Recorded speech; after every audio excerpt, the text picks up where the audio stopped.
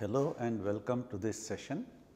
We have almost completed 2/3 of our course, and in the remaining course we will be doing curve fitting, differential equations, integration, random numbers, and of course Scilab as well as molecular dynamics using our own programs. In the last class we discussed matrices, in particular the problem of inverting a matrix as well as the problem of finding the largest eigenvalue. That was a little bit rushed because I wanted to finish it in a very short time. We will give you all the programs in the text file, so that you will be able to look at it line by line, compare with the algorithm and also execute. If necessary, we will show in our demonstration session after 1 or 2 more lectures details about matrix inversion as well as the eigenvalue problem. Now, the matrix inversion problem becomes important because it is useful in many other situations. For example, what we will show today our lecture is on curve fitting, how we can use the matrix inversion program to find the best fit in a linear fitting program. So, now we discuss curve fitting today. So, we have discussed interpolation at length. Look at this curve, look at this graph. Whenever you have these data points 1, 2, 3, 4 and the red dotted curve passes through those points, that is the interpolating function. But often we are not interested in a curve which goes through all the points, but we are interested in the best fit, a function that fits very well. So, we want some kind of an analytic function, because a function is far better than a large number of data points. What are the kind? So, this particular black curve, this is a quadratic fit, that is it is a function which is a function of x square, x and a constant. So, it is a quadratic fit. So, what we want to, so what is the difference between a fit and a function? The fit need not pass through all the points, but the fit is such that the error between the black curve and the red dot should be minimum. We want to minimize the error. That is what a fitting function is. So, let us see some examples of fitting function. The first function that we have given here, f x is equal to a naught plus a 1 x plus a 2 x square plus a m x to the power m. It is a polynomial fit, it is a mth order polynomial, because the highest power of x that occurs here is to the power m. This is one kind of a fit. Another kind of a fit would be your function may be a plus b into exponential of minus c x. This is an exponential fit, and another thing would be a bi-exponential fit. What is a bi-exponential fit? You have 2 exponential functions, and what are the fitting parameters? In the first case it was a naught plus a 1 plus a 2 and a n. These are all the parameters a 1 to a m. These are linear parameters because they occur to the first power of those parameters, whereas in this case a is a linear parameter, but this c is in the exponent. Okay. So, this is not a linear parameter. C in this case is part of the exponent, because when you expand an exponential, you remember that it is, suppose e to the x, it is 1 plus x square by 2 factorial, x cube by 3 factorial. So, c occurs in all kinds of power. So, c is not a linear parameter. In the same way, in the last function which is bi-exponential, your a is a linear parameter, b also is a linear parameter because it occurs to the first power, d is a linear parameter, but your c and g are non-linear parameters. Non-linear fitting is very complicated because there are no unique solutions, but for linear parameters there is a unique solution, and what we want to do today is to find such a unique solution for a polynomial fit. Let me take this example. Okay. So, how are the data represented? Normally when we have a data, suppose x is my independent variable and y is a dependent variable. So, the data will appear as x naught, x 1, x 2 up to x n. So, this is the set of data, and for each of these data my independent variable y will be y naught, y 1, y 2, y 3 up to y n. So, this is my given data. So, through this data I want to fit a function f x. So, at the point x naught my fitted function will be f x naught, at x 1 it will be f of x 1, similarly for the last point it will be f of x n. So, this is my fitted function, this is my original data. So, to find out how good this fitted function is, I will calculate the error between the fitted function and my y points. What is my error? At the first point, the error would be f x naught minus y naught, because f x naught is my function and y naught is the data. At the next point, it is f x 1 minus y 1. At the last point, it is f x n minus y n. So, these are all called residuals or errors. These are the errors between the fitted function and your data that is given. So, the ith error or residual is f of x I minus y I. So, what is our strategy now? The strategy should be, how is it I can reduce these RIs? I want to minimize the RI values. Okay. So, if I just, so let us see how I minimize it. So, one way to minimize, which is called a least square fit. What is the least square fit? I sum all the square of the errors. Remember, I had RI goes from R0, R1, R2 up to Rn. I square all the RIs and that is my total error. Total error is the sum of all the errors. So, what is Ri square? Yi minus fxi square. I have summed all the errors. Now, we want to ensure that this is a minimum. Okay. So, n is the number of data points. Why am I taking Ri square? Suppose instead of taking Ri square, I just take Ri. So, one of the Ri can be positive and another Ri can be negative. So, I get a 0 error because the positive Ri's cancel with negative Ri's if it is not a square. So, therefore, it is always necessary to square it because the square is always non-zero. Okay. Sum of the squares is non-zero. So, I want to minimize this error, sum of these errors. So, that can be done by setting all the derivatives to 0. So, what are my parameters? A naught, A1, A2 up to An. I had n parameters in my polynomial fit. Okay. So, in fact, m not n, because we will have a lot of difference between n and m as we go along. So, m is the degree of the polynomial. So, when I fit this polynomial, I will have this coefficient a0, a1, a2 up to am. So, this particular sum, the derivative with respect to each of those parameters should be 0, then I can expect that s to be a minimum error. So, I want to set all the derivatives to be 0. Now, how do I calculate the derivatives? Okay. Let us say I want to calculate the derivative of the kth parameter. So, ds by dak will be d by dak into s on the right side. What is my s? S is this top line here, sum of I going from 1 to n, a naught plus a1x plus a2x square all the way up to ak x, ai xk. It takes all the values for all the values in which my function is defined. The function is defined at n points. So, I am summing over n and taking a derivative. So, this should be 0. Again I repeat, m is the degree of the polynomial and n is the number of data points. So, when I take this derivative, this is a square function. When I take a derivative, I will get 2 times that sum,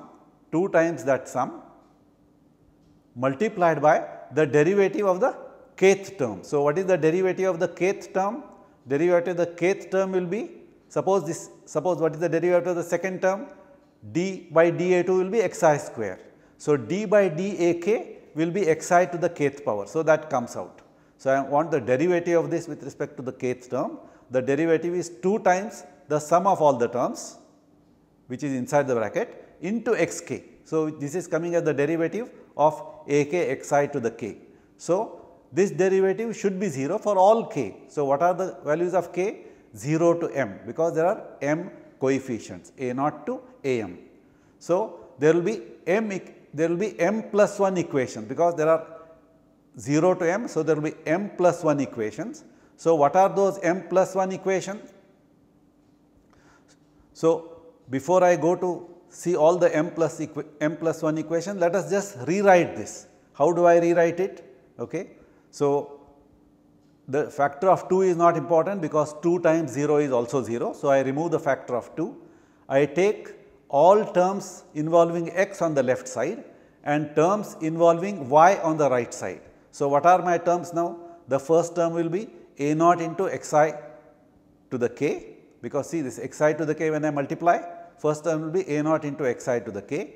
So, the next term will be a1 to the a1 multiplied by xi and xi to the k. So, that is a1 into xi to the k.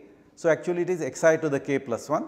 Second term will be a2 into xi square into xi to the k, all the way up to am, last term am into xi to the m into xi to the k. Xi to the m comes from the one in the bracket and xi to the k comes from outside the bracket. So, on the right side I am taking yi and xi to the k. So, on the right side I am summing yi to the xi to the k. So, how many equations are there? There will be m plus 1 equation for all the values of the coefficients. So, those equations now are for these coefficients a1, a2 up to am. Why are the equations for the coefficients? Because all the xi's are known and all the yi's are known. So, knowing xi and yi, I want to solve for all the coefficients a1, a2 up to am. So, I can write it as a matrix equation. So, that is what my next slide shows. So, I will write it as a matrix equation. So, this matrix equation, so I want to solve for a0, a1 up to am, this I write as a column vector, and all the coefficients I write it as a matrix. So, the size of the matrix is m plus 1 by m plus 1, and on the right hand side I had sum of yi, sum of xi yi, and the last term is xi to the m yi. So, this matrix equation I got by demanding that the square error is minimum. So, I am demanding that the square of the error is minimum. So, I have to solve this matrix equation. How will I solve? I want to solve for a0, a1 up to am. So, I want to invert this matrix. Once I invert this matrix, I multiply this equation by this matrix inverse. So, matrix inverse of this square bracket into this matrix will give me identity. So, what remains on the left hand side is a0, a1 up to am. On the right hand side, it will be inverse of this matrix here. Inverse of this matrix will come on the right hand side. So, that is my solution. Okay. So, let us take for example, a simple example of a 2 by 2 case. What is a 2 by 2 case? It is a linear least square fit. What is the meaning of linear least square fit? I want to fit through my function a naught plus a1x. So, that is my straight line, a naught plus a1x will be a straight line. So, these are all my matrix coming from the data points. This is from my dependent variable xi, dependent variable yi. So, if I invert this matrix, so left side and multiply by the inverse on the left side.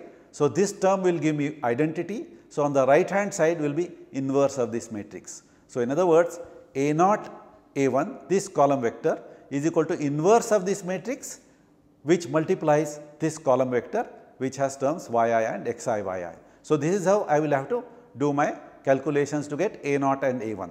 Okay. So, what I want to do now, I want to take an example of a cubic polynomial. So, I want to fit my data with this particular cubic polynomial. So, I have taken data. So, this data set consists of 11 points starting from 0, 0.1, 0.2, 0.3 up to 1. So, these are my independent variables and this y is my dependent variable. I have 11 data points. For 0.0 it is 0, for 0.1 it is 0.1002 and for 1.0 which is x, my dependent variable is 1.1752. So, all this xi and yi I want to fit with this cubic polynomial. So, cubic polynomial is p3x, that is a1 plus a2x plus it should be a2x square, okay, plus a3x cubed. Okay. So, just check that it is a third order polynomial. I have 4 coefficients a1, a2, this that no, it is quite right, a1 plus a2x plus a3x square plus a4x cubed. Now, what we have done in my earlier thing, it was a naught, a1, a2, a3, but when you actually do the program, it is always good to start with integers from 1 to n, okay, 1 to n. So, that is why the shift, instead of a naught, a1, a2, a3, it is a1 plus a2x plus a3x square plus a4x cubed. So, this is my polynomial. So, my to calculate the coefficient, I need to calculate this entire matrix. What is this entire matrix? The first term is sum over xi to the power 0 means 1. So, I am going to sum from I going from 0 to I equal to 1. So, since it is power 0, each term will contribute 1. So, it will be 1 plus 1 plus 1 up to m plus 1. So, the second term will be xi to the 0 into xi to the 0 is 1. So, it is just the sum of xi. So, the third term will be sum of xi square. Similarly, this is my row vector and this is my column. You will see that this matrix is symmetric. What is the meaning of symmetric? Whatever terms I have on the right side here, same term will appear on the diagonal opposite. See here, the last term is xi to the 0, xi to the m. Xi to the 0 is nothing but 1. So, it was sum of xi to the m, diagonally opposite is again sum of xi to the m. So, this is a symmetric matrix. So, I want to evaluate all these summations now.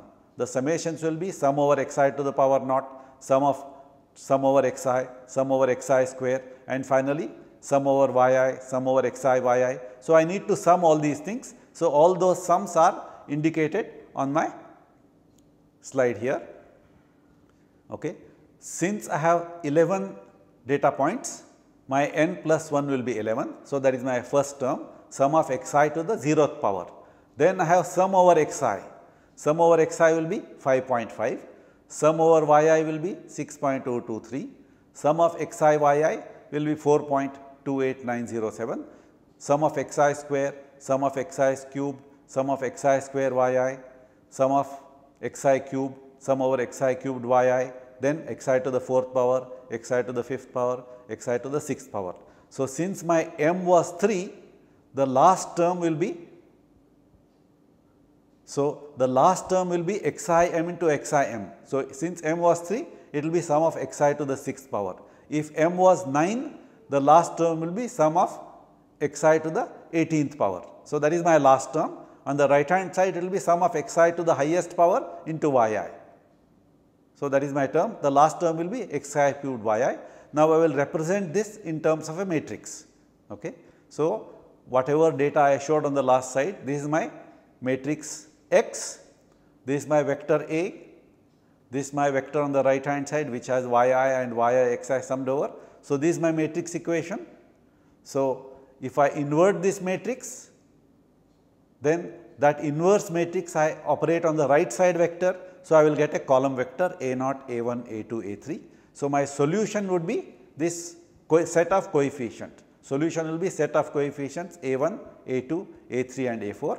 So, what we will do? We will actually use the program to do this in a later class. Okay. So, this particular problem was chosen with fx as the actual function that we chose was a hyperbolic function. This sine hyperbolic function is x plus x cube by 3 factorial plus x pi by 5 factorial. We had taken a sine hyperbolic function and fitted that function to a cubic polynomial, and these are the coefficients. We will verify this in our demonstration session. So, this is about polynomial fitting. We will not consider exponential and other fitting because the non-linear fitting there is no unique solution. For linear least square fitting there is a unique solution because whenever I have a matrix equation like x into A giving y, so A equal to x inverse y, that is a solution, it is a unique solution. Whereas, if it is a non-linear parameters, there is no unique solution. So, we will not consider it in our course so far. So, now next what I want to do? I want to do the remaining topics. I will introduce you today to the remaining topics. What are the remaining topics we will do in the numerical methods? One would be the roots of equation. Whenever you have an equation, we want to find a root, that is the root of the equation. Then we also want to discuss random numbers, because random numbers are extremely important when you do simulations. For computer simulations, you need random numbers very frequently. So, we will discuss algorithms for random numbers. Then we will also give brief introduction to differential equation, and also of course, when you do differential equations you have to do integrals also. So, differential equations, integrals and integral transforms. Okay. So, now the present discussion will be on roots of equations. So, what are equations now? my function f(x), it can consist of a polynomial, it can consist of a transcendental function. Transcendental functions are your sine hyperbolic function is an example of transcendental function. Okay. You can have trigonometric functions, cos, sine and so on. You can have rational functions. What are rational functions? One polynomial divided by another polynomial. So, your actual function can be a very complicated function. So, what we want to find out is that at what values of x the function goes to 0. So, we want to find the zeros of this function, that is the whole problem of roots of equation. What are the zeros of equation? The zeros are those values of xi at which the function goes to 0. These are called the roots of the equation f(x) equal to 0. Okay. So, for polynomial equation, suppose it is an nth order polynomial, we know there are n roots. So, for many situations we know exactly how many roots are there.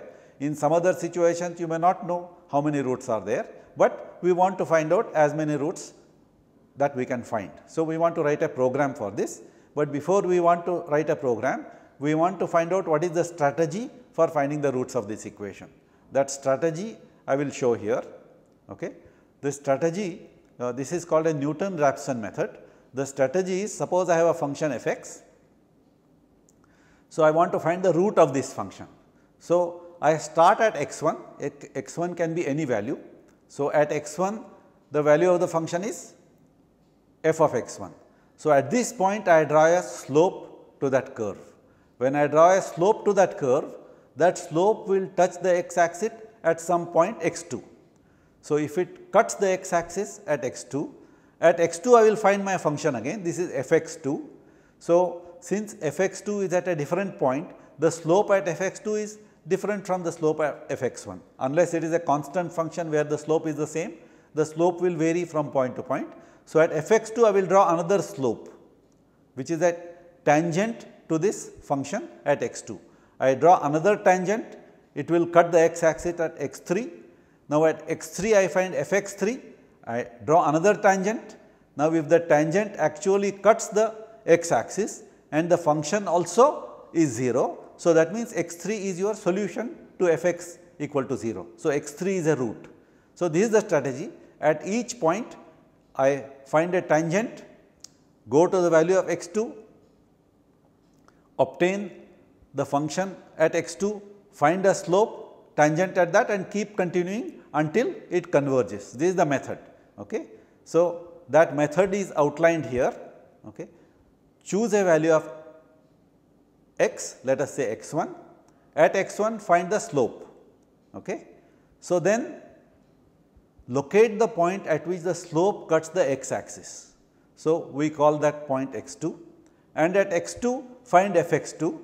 If f(x2) is 0, the problem is already solved, then x2 is a root. If f(x2) is not 0, then find the slope at x2, then again find function at x2, repeat the procedure until f(xn) equal to 0. So, that is the root, f(xn) equal to 0 is a root. So, let us see the algorithm for this. The algorithm is given in this form, it is called the Newton Raphson algorithm. So, it is called an algorithm to find the root. So, what we want to do? We want to expand the function at xi plus 1 in a Taylor series about f(xi). We want to expand the function at a new point in terms of the value of the function at a neighboring point. So, when I expand, what do I get? The first term will be f(xi), the next term will be derivative of the function at xi, this is the first derivative at xi into xi plus 1 minus xi, then the second derivative of the function at xi into xi plus 1 minus xi square by 2 factorial, then the third term will be the third derivative divided by 3 factorial into xi plus 1 minus xi cube and so on. So, there will be a large number of terms, but we want to truncate this term only up to the second term. So, we want to assume that all the higher terms are 0. So, when you assume that, so what remains is only these terms, and if f(xi plus 1 is 0, suppose f(xi plus 1 is a root, suppose this left term was 0, if the left term was 0, then this is 0, I have excluded all the terms of the higher order derivatives. So, what is left is f(xi plus f prime xi into xi plus 1 minus xi equal to 0. So, since this is 0, now I will take fxi to the left side. Okay. So, then what will I have? F prime xi into x minus xi plus 1 minus xi is equal to fxi, then divide by f prime xi. Okay. So, since I have taken fxi on the left side, it will be minus. So, when I re-express these two terms, the sum of these two terms equal to 0. When I re-express them, I have xi plus 1 will be xi minus fxi by f prime xi. So, this is now an algorithm. Why is this an algorithm? New values of fx, fxi plus 1 is expressed in terms of the old value minus the function divided by its derivative. So, this is my algorithm. So, what is the strategy? Strategy is start with a value of xi, determine the new value of xi plus 1, repeat, go on repeating until xi plus 1 is no different from fxi. If there is no difference, that means I have reached the solution. So, that is my algorithm. So, let us briefly describe the algorithm for this particular program now. I will use this algorithm to derive the program for this function. Okay. Okay. Again, it is an extremely simple program. So, what we need to do for this program is calculate the function and its derivative. Okay. So, this is the first line, program to solve the equation by using Newton Raphson method. Enter the initial guess. So, I want to guess initial guess x naught, I enter. Okay. I enter initial guess. Okay. Then next line will be enter the tolerance. What is this tolerance? Remember, at each iteration I will be getting new values of x. So, if the new value of x is very close to the old value, that is xi plus 1 minus xi is very small, I want to stop the program. So, this epsilon is just a tolerance in my calculation, tolerance for finding my function. So, then the next line would be, I have already read x naught, then I calculate x1. What is x1? x naught minus fx naught by f1 x naught. f1 is the derivative, f is the original function. So, there is one problem here. Okay. So, whenever you want to divide by this f1 x naught, if f1 x naught is 0, you will be dividing by 0 and there will be a problem.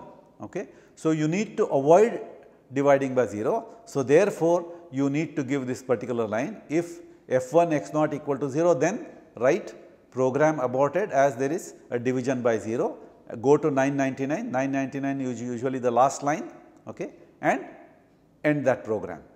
If you are dividing by 0, you do not want to do that, so you want to end this program. So, therefore, this particular set of lines, if, write, go and end if, this should come actually before this 10, because if I divide by 0 before checking, I will get an error. So, these 4 lines 1, 2, 3, 4 should be above this line 10 equal to x1 equal to x naught, 10 line number 10 x1 equal to x naught minus fx naught by fx1. So, put these 4 lines above this line 10, then what it does, if absolute value of x1 minus x naught by absolute x naught is less than epsilon, suppose the difference between the new value and the old value is less than that epsilon, then that is my solution fx1.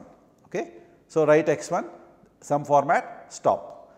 If the difference is not small, then my x naught is set to x1.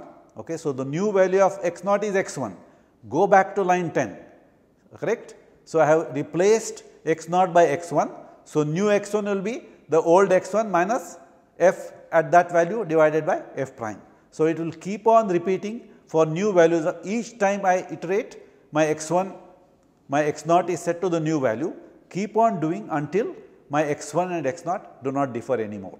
So, then that will end the program. So, the only thing that is remaining here is how I calculate fx and fx naught.